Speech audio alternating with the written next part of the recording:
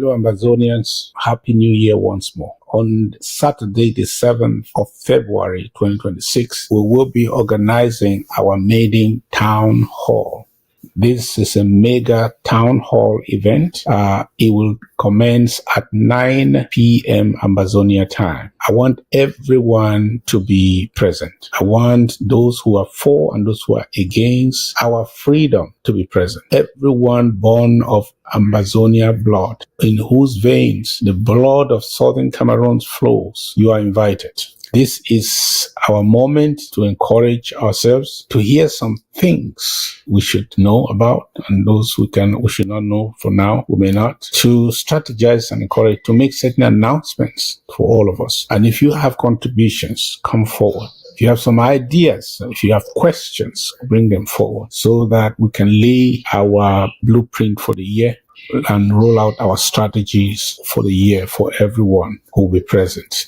I want everyone who is still breathing, who is not standing aloof and watching from a distance, who has refused to resign from the struggle, who has refused to retire before the finish line, who is not just a talker, who still is willing and is able to make the necessary contributions we need to push the needle and make sure we get to where. This is the best time in the struggle. This is the best moment we have in this struggle because the enemy has never been as weak as he is right now. We have never in the history of our people gotten to this level of resistance. No, we have never. So we have already made history. We have already created a record. Now the finish line is not too far. There are things we must do and there are things we must know. And there is some momentum we must regain and we must do what we have to do.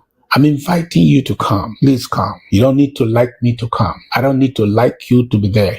As far as we love Ambazonia and we have not given up, we have not surrendered to the federalists, surrendered to those who say because they have made their lives elsewhere and they don't think they really need Ambazonia. Some of us have refused to make our lives elsewhere. We have the capacity to do so, but we have said, no, Ambazonia is my home. And we in our lifetime shall see Ambazonia. Everything is working together for our freedom. I'm inviting you to the town hall. Share this invitation. I want our foot soldiers, our civil society on the ground, everywhere from refugee camps to the home front, everyone to be connected. And only in the diaspora, it doesn't matter your affiliation. If you are still standing with Ambazonia, if you get this invitation, just come. This is a new beginning and this is the beginning of a new beginning. I'm inviting you. God bless you as you share this invitation as you come in person. Saturday, the 7th of February 2026, and the time is 9 p.m. Ambazonia time.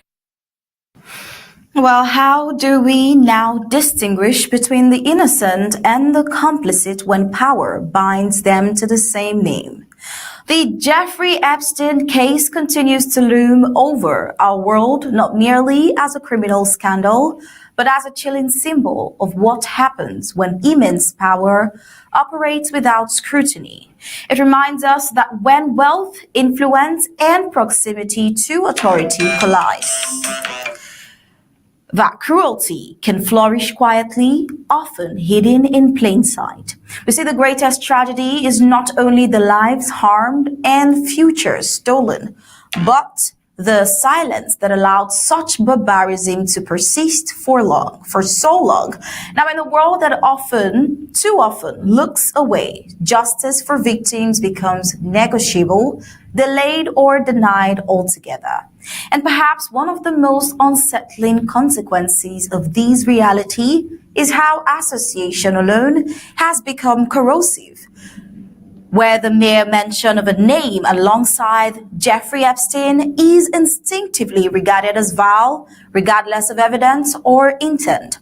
Well, this collective state reflects how deeply his actions poison the moral fabric around him, yet it also forces a difficult reckoning. Is ignorance of evil enough to absolve those who stood nearby, benefited from the proximity, or failed to ask questions when they mattered most? Well, I am Star Smart and welcome to the Flash News.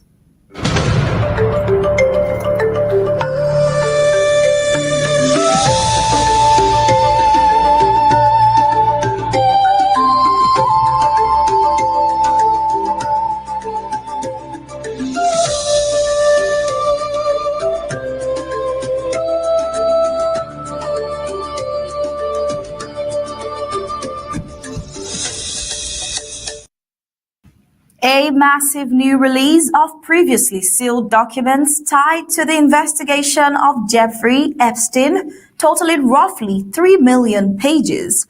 It has opened an extraordinary window into the late financier's extensive global network. The Department of Justice disclosed the trove at the end of January under the Epstein Files Transparency Act, an effort to make nearly all remaining files public after years of litigation and scrutiny. The materials include a wide array of emails, financial records, correspondence, and other documents suggesting regular contact between Epstein and a number of well-known business and political figures across the United States, Europe, and beyond. Now, while officials have stressed that inclusion in the files does not itself imply illegal conduct or knowledge of Epstein's crimes, the breadth of interactions detailed erases and raises new questions about the social circles surrounding Epstein and how his access to powerful individuals may have enabled him to operate for years with limited accountability. Advocates for Epstein's victims argue that the new batch still falls short of full transparency, claiming that sizable chunks of responsive material remain withheld due to privacy and other legal considerations, fueling fresh debates over how far public disclosures should go in cases involving abuse and power. Well, in India, we see that the Prime Minister Narendra Modi's ruling coalition have broadly welcomed recent agreements with the United States that aims to reduce tariff on a range of Indian exports, calling it a strategic win for economic growth and deeper bilateral ties. Supporters highlight potential boosts for sectors such as textiles, information technology, small-scale manufacturers, and leather goods, positioning the pact as a driver of jobs and exports in a crucial moment for global trade. However, the deal has ignited fiery debates in New Delhi's parliament, with opposition figures sharply criticizing it for what they say are insufficient protections for sensitive sectors like agriculture and dairy. Critics argue that lower tariffs could expose Indian farmers to competition from highly subsidized United States agricultural import, risking income losses in rural areas that depend heavily on farming. The dispute reflects deeper political fault lines in India's economic strategy, balancing integration into global markets and attracting investment with safeguarding rural economies that sustain large portions of the population. The government insists safeguards are in place, but the political quarrel underscores how international agreements can become flashpoints in domestic politics. And in Florida, we see a federal judge has handed down a life in prison sentence to Ryan Ruth, the 59-year-old Florida man convicted in connection with the attempted assassination of the United States president, at the time, the United States presidential candidate Donald Trump, in September 2024. The incident occurred at a West Palm Beach golf course where prosecutors say Ruth spent weeks planning the attack before positioning a rifle and preparing to open fire, only to be spotted by a United States Secret Service agent and stopped before any shots were fired. A jury found him guilty in September 2025 on multiple federal charges, including attempted assassination of a major presidential candidate, assaulting a federal officer, and unlawfully possessing a firearm. Now, during sentencing, prosecutors argued for life imprisonment, noting Ruth's refusal to show remorse. In court, his defense attorney described Ruth as a complex individual and highlighted aspects of his life that his legal team said were positive. Let's take a listen. I think Ryan is a remarkable person. I think he did things that most of us would never even think to do. So, for example, for him to go to Ukraine and volunteer to join the front lines and be a soldier to fight against the Russian invasion. How many people would do that? And what does that say about his character? And then after he left, he went back. Although those arguments did not sway the judge, who emphasized the severity of plotting to take a life of a national political figure. The case underscores ongoing concerns about security threats to public officials and the challenges of addressing politically motivated violence in an era of heightened polarization. Well, more of the United States we see in Washington. The United States Secretary of State Marco Rubio delivered opening remarks at the inaugural Critical Minerals Ministerial, where the Vice President of the United States was also called in to speak. The role he's playing in this administration, the Vice President of the United States, J.D. Vance.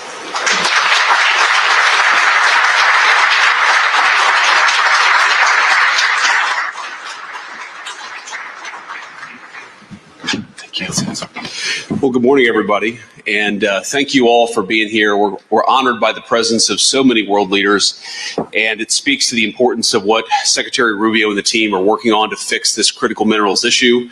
And I just wanted to let you know that we're honored by your presence and certainly grateful for you coming to Washington for this very important conversation. I know there are a lot of very important discussions to be had over the rest of the day, and so I want to be relatively brief. First, let me say thanks to our incredible Secretary of State for putting this group together. Marco's doing an incredible job. Oh, well, that was the introductory speech of the Vice President, J.D. Vance, and this high-level gathering focused on securing supply chains for minerals essential to advanced technologies like electric vehicles, renewable energy systems, and semiconductors. Rubio framed access to resources such as lithium, cobalt, nickel, and rare earth elements as a national and global security imperative, urging cooperation among allies to reduce dependence on single suppliers and build resilient markets. The meeting comes amid growing concern, particularly from Western governments, about China's dominant position in critical mineral processing and trade. Participants discuss strategies to coordinate investment, regulatory frameworks, and trade arrangements that balance environmental standards with long-term resource access. Now, the emphasis on multilateral solutions reflect a broader strategic push to align economic policies with geopolitical interests, especially in light of rising competition for technological leadership and the push towards low-carbon energy infrastructure. And for the final report on today's Flash News, we see Volodymyr Zelensky, Ukraine's president, issued a video update on ongoing diplomatic efforts aimed at ending Russia's full-scale war in Ukraine, following talks involving Ukrainian, Russia, and U.S. delegations. President Zelensky described the discussions as substantive and said they would continue with expectations of a near-term exchange of military prisoners, a humanitarian effort that has seen thousands of captives returned over the course of the conflict. He stressed that Kyiv's position remains clear: the war must end in a way that ensures lasting peace and genuine security guarantees, not superficial agreements that Moscow could exploit to resume hostilities. Let's take a listen. There was a statement of our delegation after the meeting today.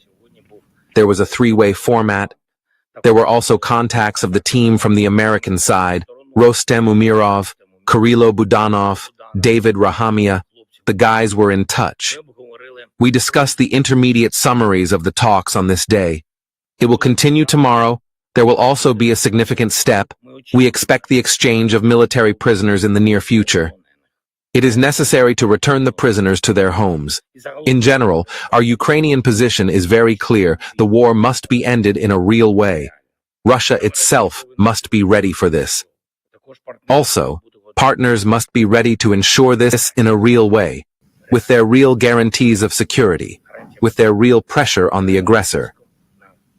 Well, the Ukrainian leader also highlighted concerns about Russia's use of global legal and commercial networks to support its war effort, calling on European partners to intensify actions against Russian oil tankers linked to the conflict. However, Zelensky's remarks sparked sharp online debate among observers. Some commentators urged the president to focus more on negotiating peace directly for the sake of Ukrainian lives rather than appealing to international partners whose support they see as insufficient. While others argue that a negotiated end that resembles surrender, particularly one that fails to hold the aggressor accountable, would set a dangerous precedent in global conflict resolution. If wars only end with the capitulation of the weaker party, does that not reward aggression and encourage future invasions, is the question that is asked everywhere at this point. While supporters of a hardline stance with Russia often point to geopolitical interest and calls for stability, while critics warn against tacitly accepting territorial gains achieved by force. Now, this tension highlights the profound challenge facing diplomatic efforts, balancing immediate humanitarian relief, strategic resistance, and the long-term goal of a peace settlement that upholds Ukraine's sovereignty and international law. Well, as we turn to other developments shaping our world today, from ongoing diplomatic efforts in the Russian-Ukraine war to President Volodymyr Zelensky's renewed calls for accountability, security guarantees, and an end to aggression, a common thread emerges, whether in courtrooms, conflict zones, or corridors of power. A question lingering: who is protected and who is left to pay the price? Well, our world today is defined by moments that test moral clarity, moments that ask whether peace should come at the cost of justice, whether stability should excuse silence, and whether power should continue to shield the wrongdoing. The stories making headlines are not isolated events. They are reflections of the same global struggle between accountability and impunity. And in that struggle, history will remember not only those who acted, but those who chose to look away. Until next time, this has been the Flash News. Thank you for watching and have a great day.